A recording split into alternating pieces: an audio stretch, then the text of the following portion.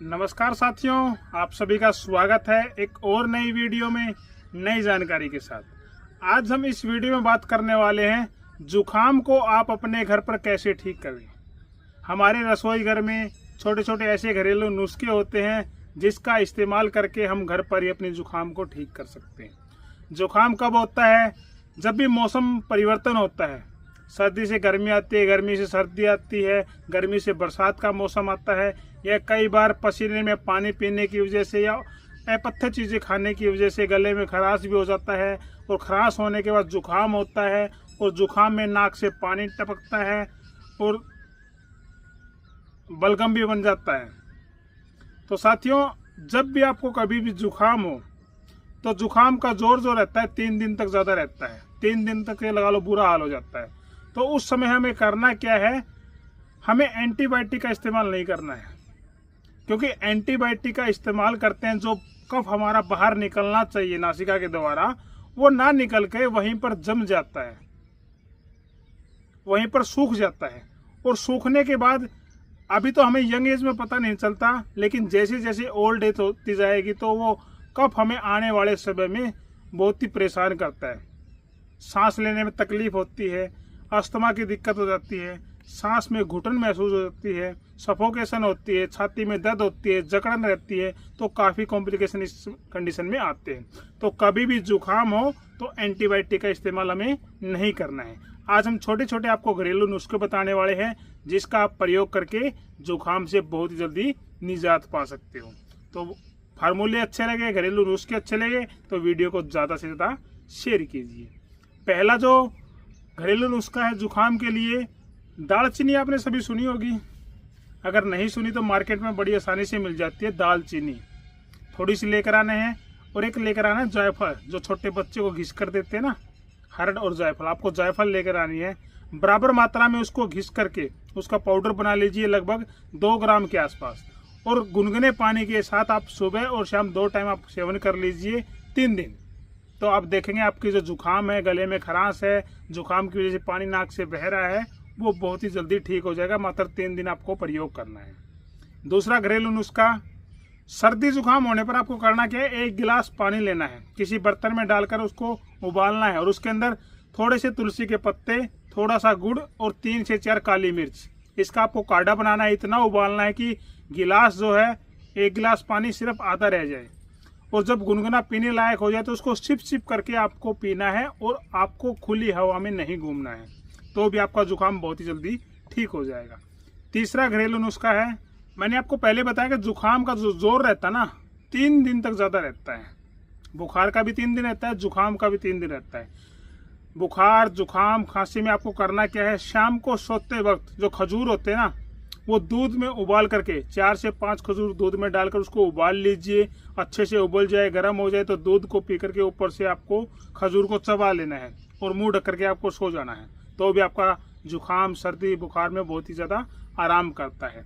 अगर खजूर ना मिले तो छुहारे आप ले सकते हो, जो वो भी बहुत ही बेहतरीन काम करते हैं जुखाम के अंदर। चौथा घरेलू नुस्खा है, अदरक को कूट लेना है। अदरक जो होती है ना, उसको कूट लेना है। अगर अदरक ना मिले तो सौंठ आपके घर में मिल जाएगी, सूखी हुई। अदरक का सूखा रूप ही सौंठ होता है। तो उसको कूट करके, अदरक को कूट करके उसको थोड़ा सा देसी घी में फ्राई कर लेना है।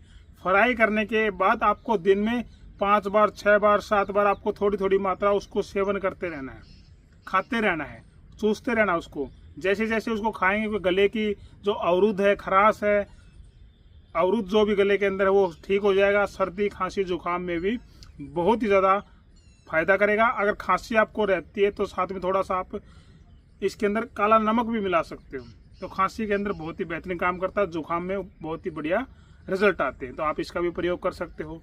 5वां जो घरेलू नुस्खा है, कई बार होता क्या, जुखाम के अंदर हमारी छाती भारी हो जाती है, छाती में जकड़न हो जाती है। छोटे बच्चों को बहुत होती है, छाती घर घर की आवाज़ आनी शुरू हो जाती है।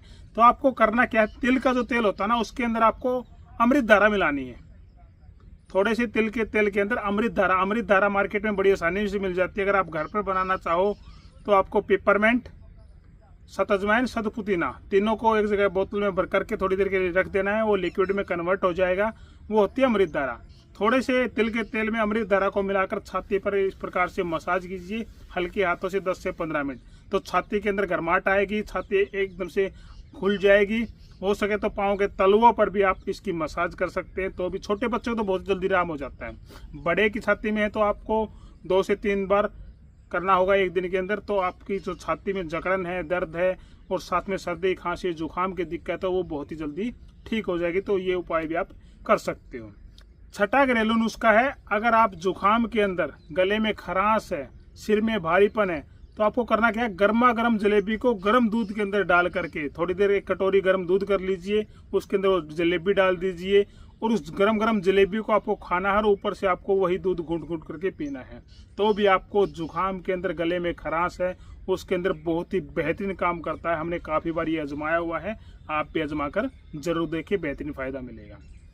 7वां घरेलू नुस्खा है, कई बार जुकाम के साथ ना बुखार भी होता है। कई बार क्या होता है, ये बुखार, हरारत रहती शरीर में, तो आपको करना क्या है, 1 गिलास हल्का गुनगुना पानी, हल्का सा गुनगुना पानी, उसके अंदर 2 चम्मच शहद, 2 चम्मच अदरक का रस और 2 चुटकी सोडे की डाल देनी, मीठा सोडा डाल देना है और उसको आपको घोल करके पी जाना है।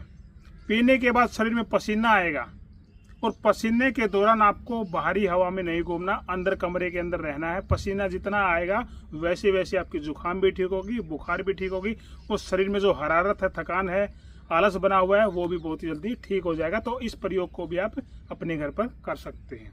8वां जो घरेलू नुस्खा है, सर्दी जुकाम के अंदर एक बहुत ही अपनाया हुआ, जो हमने काफ़ी बार आजमाया हुआ है, वो आपको बता रहे हैं।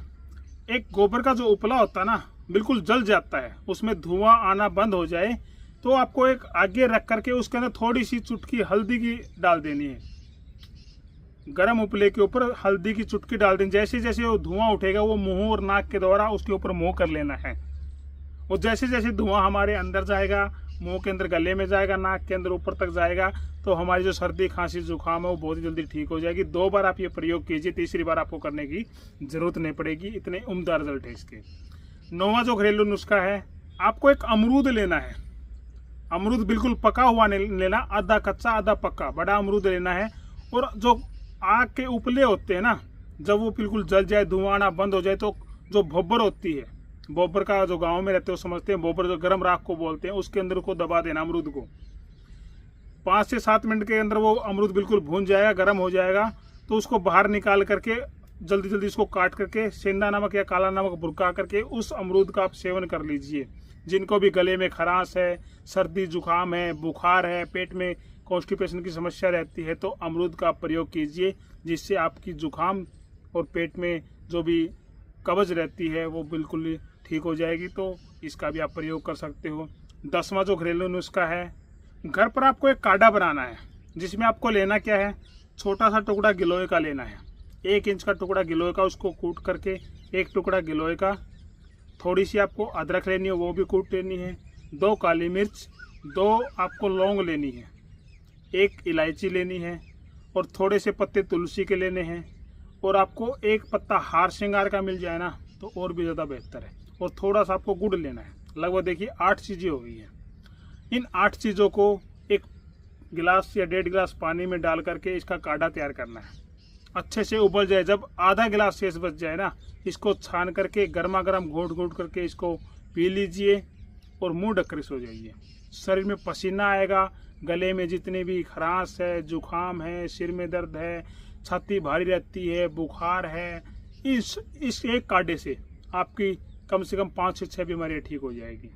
लेकिन 2 से 3 दिन आपको लगातार ये काढ़ा सेवन करना होगा, तभी आपको बहुत बढ़िया रिजल्ट मिल पाएगा। आपको कोई भी मेडिसिन लेने की जरूरत नहीं पड़ेगी। तो साथियों, ये छोटे छोटे कुछ घरेलू नुस्खे थे जो हमने आपको बताए हैं। तो आप इनको अपना करके अपनी बीमारी को ठीक कीजिए घर पर ही, और इस वीडियो को ज़्यादा से ज़्यादा शेयर कीजिए। मिलते हैं अगले वीडियो में नई जानकारी के साथ। तब तक के लिए जय आयुर्वेद, जय धन्वंतरी।